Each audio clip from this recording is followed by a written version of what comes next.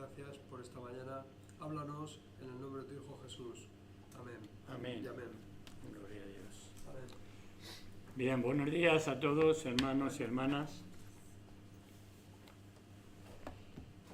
Pues estamos felices, estamos contentos siempre, y ahora un poquito más porque el Señor nos ha regalado aquel local para poder estar todos más cómodos, para poder, como dice el Señor, transmitir la palabra de Dios y que los que nos oigan, nos vean por las redes sociales, pues puedan añadirse en aquella iglesia, todos aquellos que van a ser salvos, y podamos tener un buen grupo en calidad, un grupo que crezca en el Señor, y poder reunirnos para alabar al Señor, poder reunirnos para alegrarnos con el Señor y entre nosotros.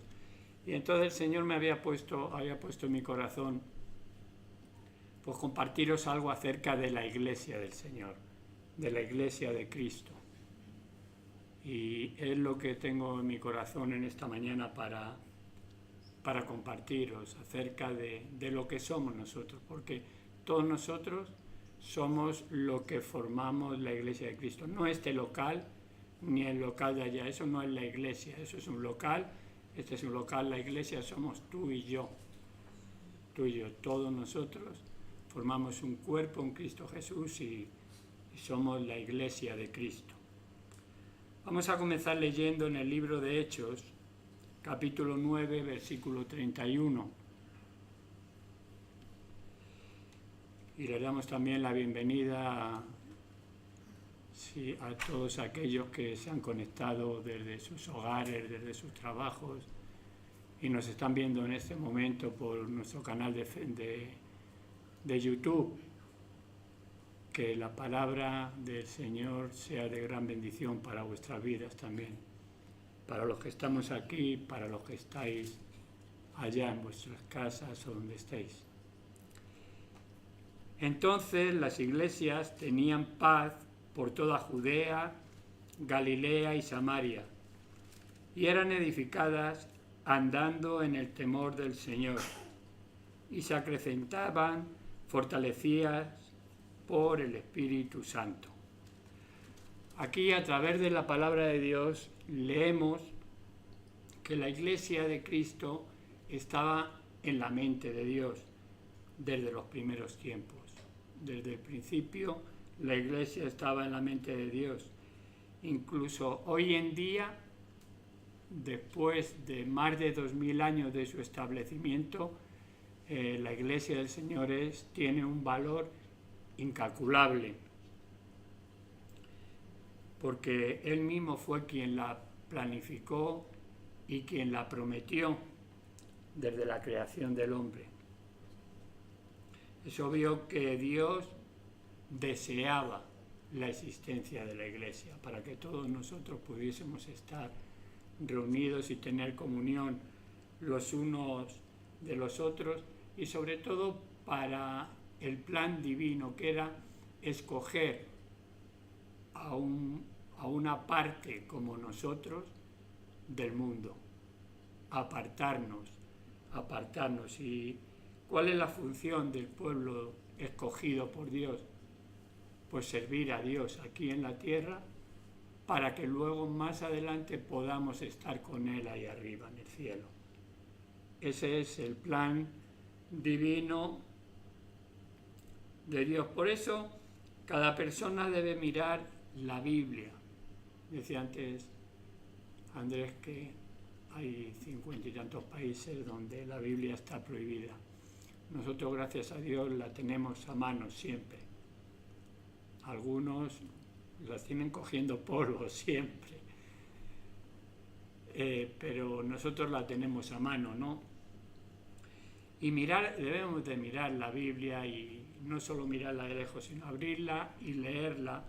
Y solamente la Biblia nos mostrará si somos parte de esa iglesia de Dios, de la iglesia que Él planeó, que planificó para cada uno de nosotros. Porque ninguno que conoce la palabra de Dios negará la existencia de la iglesia.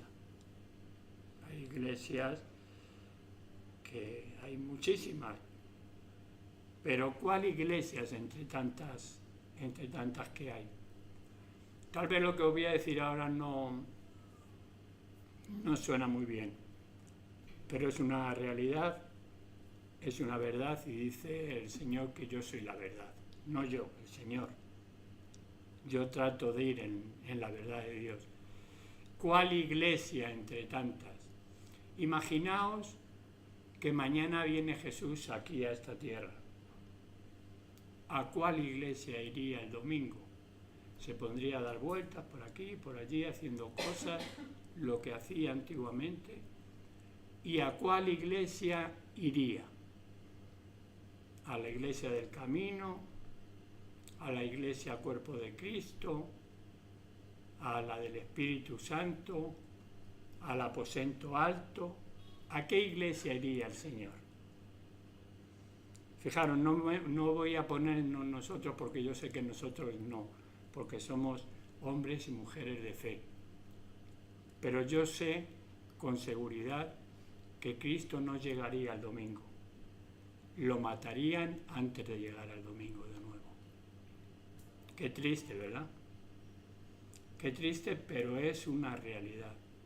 Este mundo cada día está peor y no permitirían que Jesús pasase una semana en la tierra. Es duro tal vez, perdonadme, pero es lo que Dios ha puesto en mi corazón. ¿De dónde vinieron tantas iglesias? Estas preguntas se hacen muy frecuentemente y cada uno pues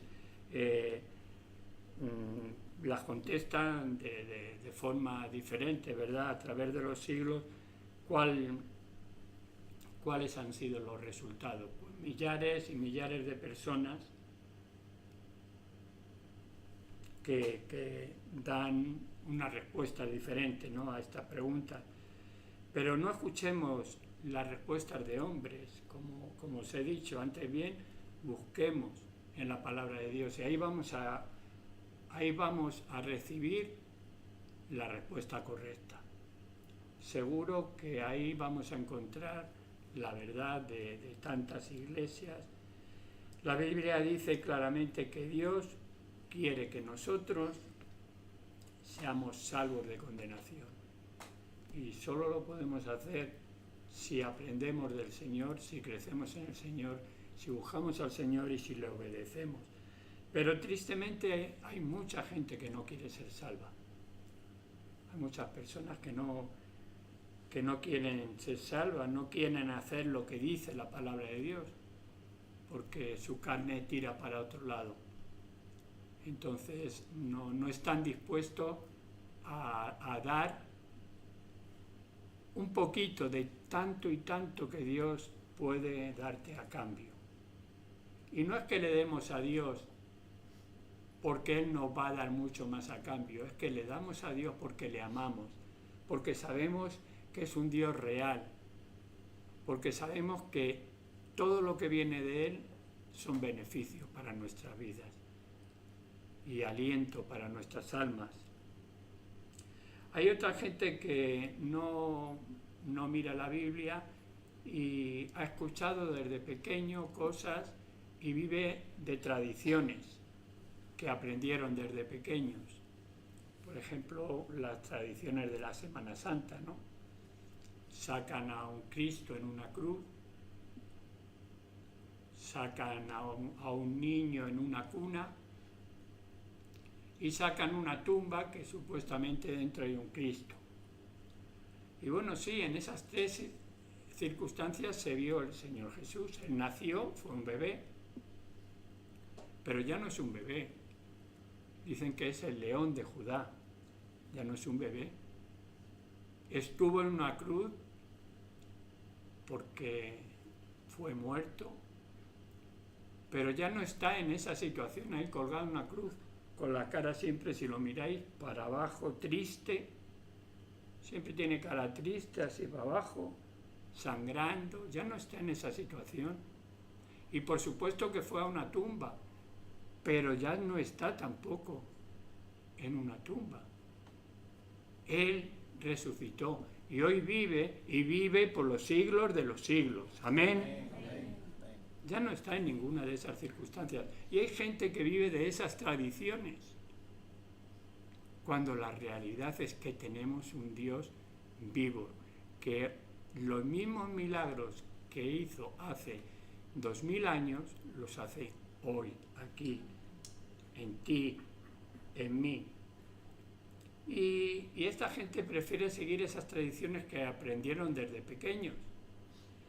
Pero lo triste es que esas tradiciones no se encuentran en la Biblia, no se encuentran en la palabra de Dios, y lo más triste es que Dios no las aprueba. Dios no aprueba todas esas tradiciones y toda esa idolatría, porque Él dice que Él es uno y uno es el Señor, y solo a Él serviremos. No hay 40 vírgenes, porque ninguno tenemos dos madres, ¿verdad que no? ¿Y qué pasa? Que Jesús tiene como, no sé, si nos ponemos a contar, tiene más de 200 madres. Hicieron fila para tener a Jesús, la del Carmen, la del otro, la del otro, la del Pilar, ahora va a ser la de... O sea, Dios no aprueba eso. Vamos a leer en 2 de Pedro, capítulo 3, versículo 7. Pero los cielos y la tierra que existen ahora están reservados por la misma palabra, guardados para el fuego en el día del juicio y de la perdición de los hombres impíos. Cuando el juicio venga, vamos a ser juzgados todos. Todos vamos a... Y no porque cumplimos con ciertas tradiciones, sino que Dios nos va a juzgar por lo que está escrito. Y si hemos llevado a cabo lo que nos dejó escrito. Mucha gente se sorprenderá en el día del juicio. Pero si yo, Señor, yo hice esto, yo hice aquello, yo iba todos los domingos al culto, yo hasta alguna vez he limpiado el culto, y se van a sorprender, porque eso no vale delante de Dios. Jesús mismo dijo en Mateo 7:21, no todo el que me dice Señor, Señor, entrará en el reino de los cielos, sino el que hace la voluntad de mi Padre que está en los cielos. Para irnos con el Señor tenemos que hacer su voluntad. No es por obras, es por la gracia de Dios. Pero dice también la palabra de Dios que cada uno se le recompensará según sus obras. Tus obras son hacer la voluntad de Dios. Será recompensado. Cada uno de nosotros daremos cuentas a Dios, dependiendo de lo que hayamos hecho, de lo que hagamos, mientras estamos en este cuerpo de carne. Y Dios quiera que hayamos hecho lo que Dios ha dicho en su palabra, lo que nos dejó dicho, y no tradiciones. Otro punto también es que cada día debemos de creer en el Señor para que nuestras obras se vayan perfeccionando. Debemos de crecer cada día. No debemos de... Comenzamos en el Señor siendo niños. Llegamos a la iglesia y comenzamos siendo niños espirituales, pero debemos de ir creciendo en el Señor. ¿Qué dice la Biblia acerca del crecimiento de la iglesia? Aunque la Biblia no se refiere de una forma específica al crecimiento de la iglesia, el principio del crecimiento de la iglesia es el entendimiento de lo que dijo Jesús. Y dijo, sobre esta roca edificaré mi iglesia, y las puertas del Hades no prevalecerán contra ella. Lo dice en Mateo 16-18, si alguien lo quiere leer. Y Pablo, el apóstol Pablo, lo confirmó lo confirmó, que la Iglesia tiene su fundamento en Jesucristo. En 1 Corintios capítulo 3, versículo 11, nos decía Pablo, porque nadie puede poner otro fundamento que el que está puesto, Jesucristo. Jesucristo es también la cabeza de la Iglesia. Jesucristo es la vida de la Iglesia. No obstante, el crecimiento puede ser un término muy relativo. Una iglesia puede estar viva y no aumentar en el número de miembros. Que no cambie, que seamos siempre los mismos, y si aquellos que están en la iglesia están creciendo en la gracia y en el conocimiento de Dios, pues es una iglesia que está viva. Y así, pues, sujetando nuestras vidas a la voluntad de Dios, tanto en grupo como de forma individual o colectiva, ¿no? Pues esa iglesia va a estar experimentando un verdadero crecimiento.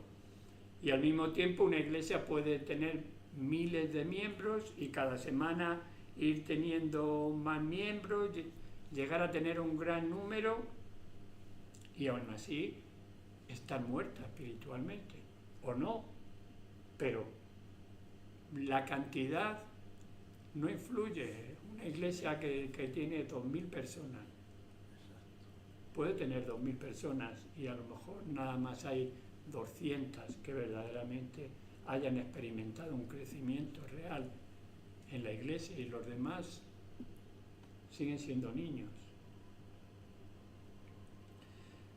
Por eso, para el crecimiento de la iglesia tiene aquellos que plantan la semilla. ¿Quiénes son los que plantan la semilla en la iglesia? Los que llamamos evangelistas.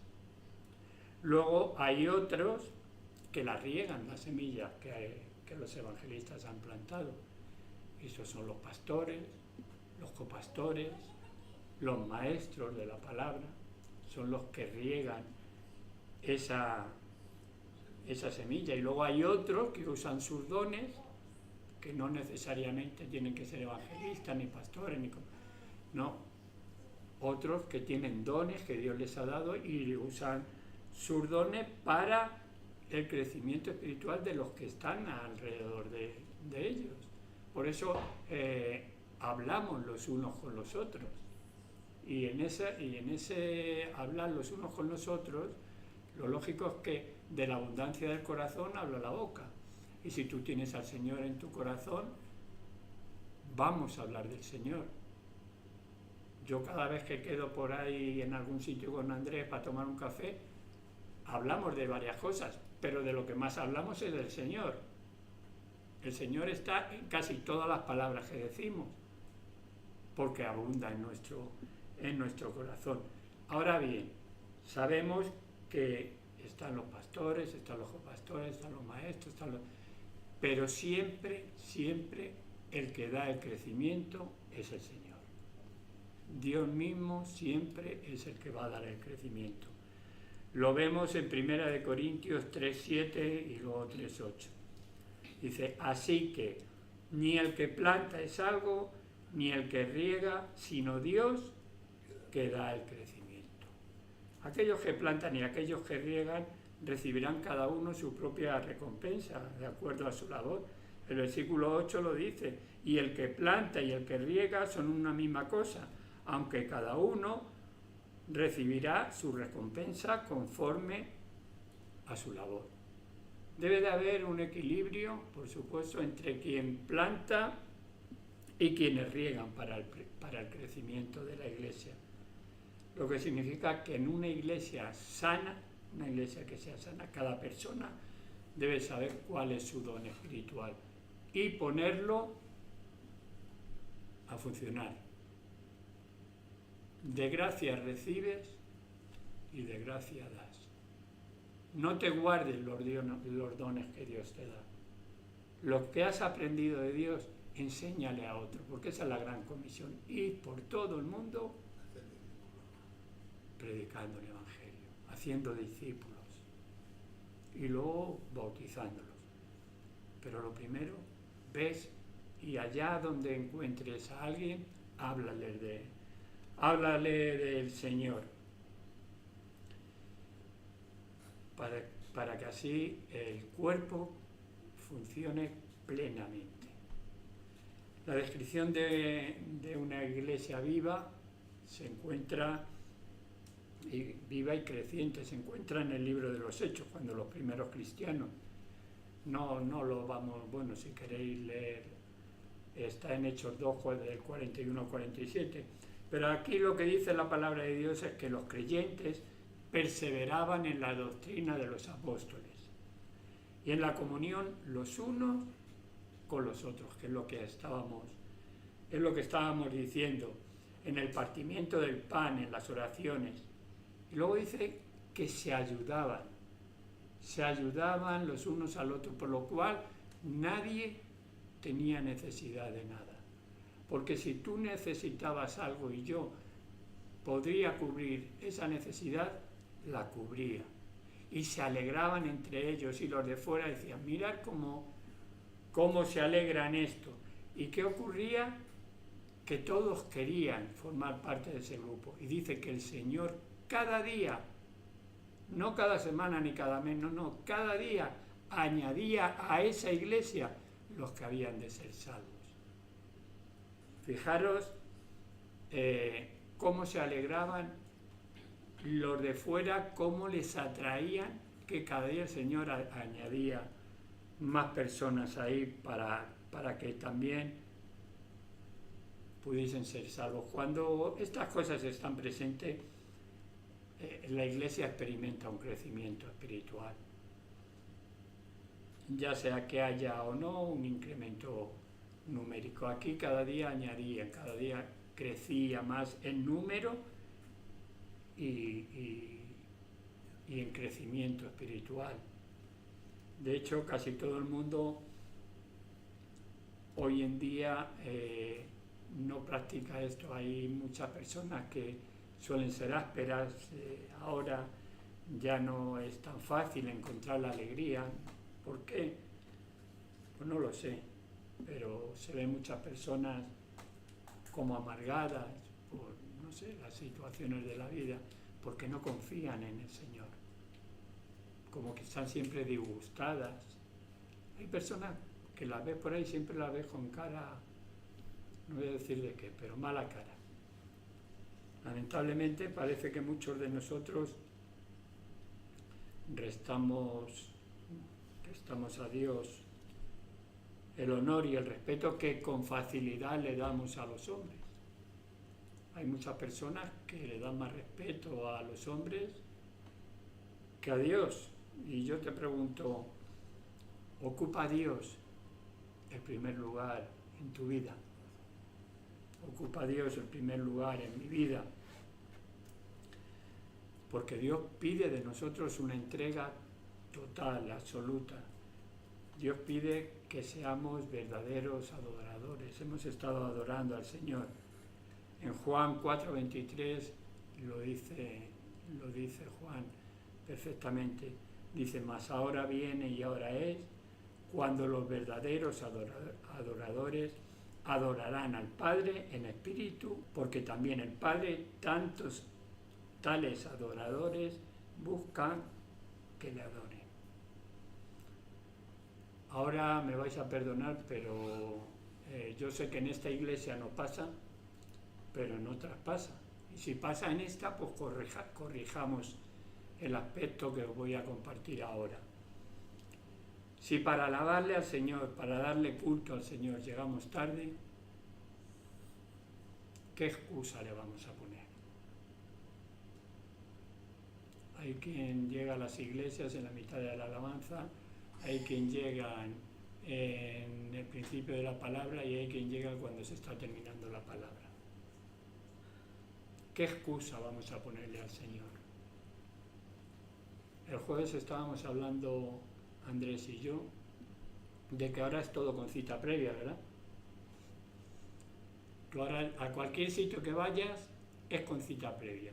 Yo, por ejemplo, el jueves tuve que pasar la revisión del coche, la ITV, y yo por internet pedí cita un día a 1 hora. Un cuarto de hora antes ya estaba ahí. ¿Por qué? Porque si se me pasa la hora, a lo mejor ya siguen pasando los coches y yo al día siguiente ya no podía circular. Primero, si voy en orden no puedo circular, y si voy en desorden me pueden dejar ahí inmóvil el coche y no lo muevo. Entonces, por la cuenta que me tiene, me voy a pasar la ITV un cuartito de hora antes. Si voy al médico, que yo suelo ir mucho, parece mi segunda casa, los hospitales y eso, y tengo cita a las 10 menos cuarto, procuro estar a las 9:30, porque sé que si no, a lo mejor se me pasa la cita y ya no me ve el doctor. Ahora ha muerto la reina ha fallecido la reina Isabel, la reina de Inglaterra. Había gente que se quedaba por la noche para darle el último adiós a un féretro que estaba en una capilla que montaron ahí en un palacio, y una noche está lloviendo y todos los paraguas y ahí toda la noche. ¿Para qué? Para que les diese tiempo y no le cerrasen, porque ellos querían dar el último adiós a la reina. Oye, que yo no digo nada. Si tú quieres dar el último adiós, porque todos, que era muy buena, que tal, que cual, vale, si tú quieres pasar por delante, porque luego es pasar nada más. Y van pasando y ya. Para pasar nada más, un féretro ahí, que tampoco te dejaba acercarte mucho, y tú pasar por aquí para decir adiós, reina, pues me parece bien. Pero ¿y para alabar al rey? No al rey de España, no, para alabar al rey de reyes y el señor de señores. ¿Por qué no llegamos igual, puntual? ¿Dónde está el honor del rey que le damos? ¿Qué excusa le vamos a poner?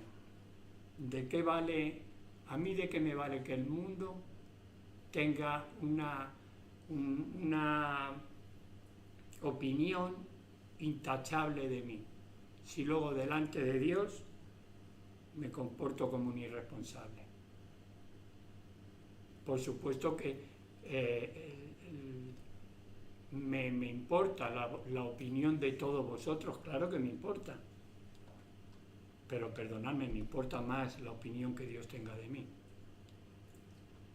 Es inevitable para mí, porque para mí lo más importante en mi vida es Dios. Entonces me importa más la opinión que tenga de mi Dios que la que pueda tener cualquier humano, aunque, como os digo, me importa y tengo muy en cuenta la opinión que podáis tener cada uno de vosotros de mí. Por supuesto que sí. La opinión de nuestros semejantes es importante. Pero ¿de qué vale decir que amamos a Dios si ni siquiera nos preocupamos en llegar a tiempo al servicio? Por supuesto que puede haber un inconveniente. Oye, y un día has tenido un problema cualquiera, si a mí vengo y se me pincha una rueda del coche, pues no voy a llegar a tiempo. Pero son fuerzas mayores. Pero yo no hablo de que un día llegue alguien tarde al culto porque haya tenido un inconveniente. No, yo hablo del que es, por norma general, llegar siempre tarde. Y a ver los ailos, como en Galicia, Las Vegas, esas. A ver los ailos. Aquí no, pero en otras iglesias sí los hay. Y eso pues no está bien. Uno puede robarle a Dios 10 minutos por llegar tarde 10 minutos al culto, o por no poner atención durante el culto. Estaréis diciendo, jola, que nos está dando el Javi. Pero bueno, yo creo que todo lo que venga de Dios es de edificación para nuestra vida. Por lo menos para mi vida. Y os digo que es un cristianismo pobre, muy pobre, el llegar tarde y no disfrutar del poco tiempo que estamos aquí, en el culto, alabando y y recibiendo la palabra de Dios, recibiendo las enseñanzas de Dios, es pobre ese cristianismo. Porque yo no creo que Dios se complazca con aquel que hace esto, ¿verdad? Dios no puede estar complacido con nosotros si llegamos cada uno a la hora que queramos. Porque ¿dónde está su gloria? El cristiano verdadero no solamente cumple con llegar a tiempo a los cultos, a la iglesia, sino que todo lo que hace, lo hace para la gloria de Dios. Todo. Y si Dios ocupa el primer lugar en tu vida, te esmeras y luchas por comportarte como Él se merece, siendo puntual. La puntualidad es algo de Dios. Y tenemos que tener estas características en todas nuestras obligaciones. Si estamos en el trabajo, llegar puntualmente al trabajo. Si estamos en el hogar, haciendo las tareas del hogar con excelencia. Si estás en el gobierno, pues haciendo el mejor trabajo que puedes hacer para el pueblo. O sea, porque Dios sí es puntual con nosotros. Dios no se tarda como el juez injusto que se tardó en hacerle justicia a la viuda. Dice en Lucas 18, versículos 7 y 8, dice: ¿y acaso Dios no hará justicia a sus escogidos que claman a Él día y noche? ¿Se tardará en responderle? Os digo que pronto les hará justicia. Pero cuando venga el Hijo del Hombre, hallará fe en la tierra. El Señor actúa pronto. ¿Y sabéis por qué actúa pronto con nosotros? Por amor a nosotros. Porque Dios nos ama. Actúa pronto. Y cuando le pedimos algo a Dios en su tiempo, y cuando es en su tiempo, es en el mejor tiempo, en el mejor minuto, en el mejor segundo, nos atiende. Y si le pides algo que es de Él, te lo da. Y si le pides algo que no es de Él, te hace ver que eso no era para ti. ¿Por qué es importante asistir a la iglesia? Porque en la iglesia, la Biblia nos dice que necesitamos asistir a la iglesia. ¿Para qué? Pues para que podamos alabar a Dios todos juntos, porque puedes decir: oye, yo en mi casa también alabo a Dios, y en la ducha, y a mí me gusta cocinar, y me pongo la televisión en el YouTube. Ayer vinieron Jesús y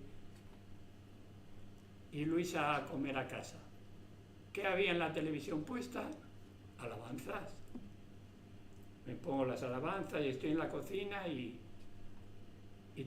me pongo a cantar yo ahí. Yo, como la televisión no me oye a mí, que yo soy el que oigo en la televisión, digo por lo mal que canto. Pues procuro no hacerlo muy fuerte por los vecinos, pero estoy ahí. ¿Y por qué en la iglesia sí y tal?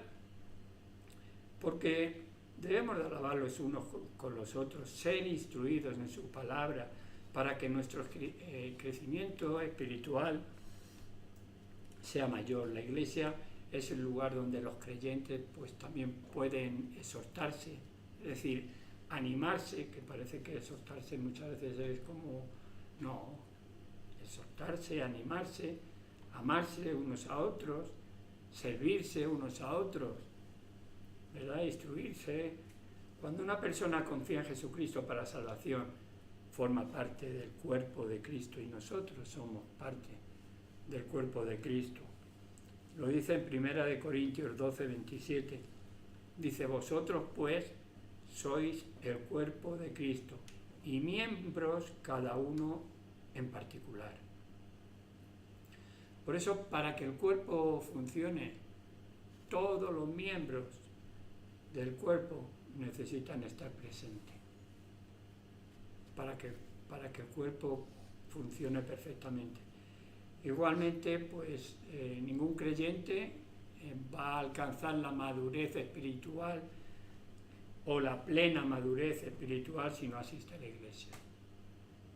Puedes leer mucho la Biblia, puedes alabar mucho, pero si no te reúnes, si no compartes con los demás, pues no vas a ser plenamente una persona con un crecimiento, un gran crecimiento. Por esas razones, la asistencia a la iglesia, la participación, el compañerismo, la coinonía, todo eso son cosas que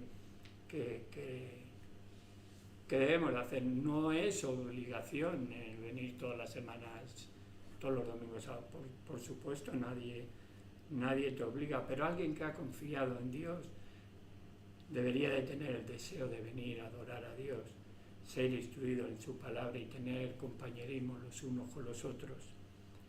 El hecho de que la Biblia diga, cuando en Hechos de los Apóstoles capítulo 2, lo que hemos leído un poco antes, de que perseveraban aquellos que habían recibido la palabra de Dios y se habían bautizado en el día de Pentecostés, indica que continuaban, que no se fueron de allí, continuaban en compañía de los apóstoles y de los demás cristianos que se habían convertido como ellos, los que añadía el Señor a la iglesia, que iban a ser salvos.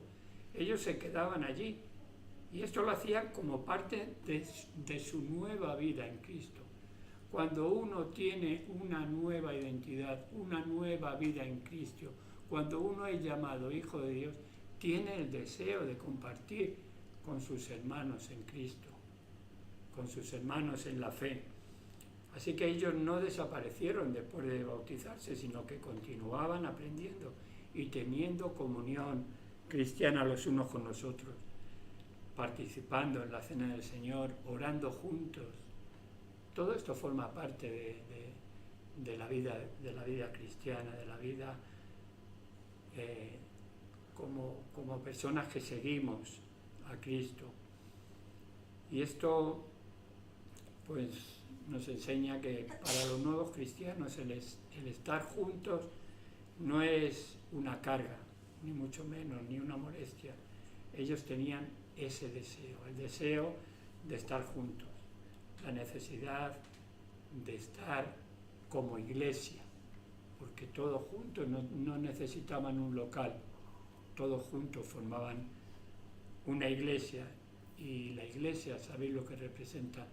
Una familia, todos los que hemos nacido del agua y del Espíritu a través del bautismo, hemos nacido de Dios, por lo cual ya somos parte de la familia espiritual de Dios. Tú y yo somos parte de la familia de Cristo. Efesios 3, 14, 15.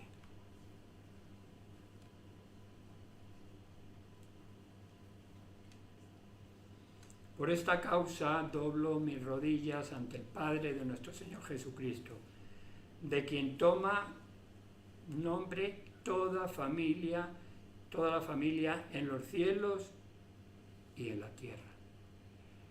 En esta familia, hermanos, Dios es nuestro Padre Celestial.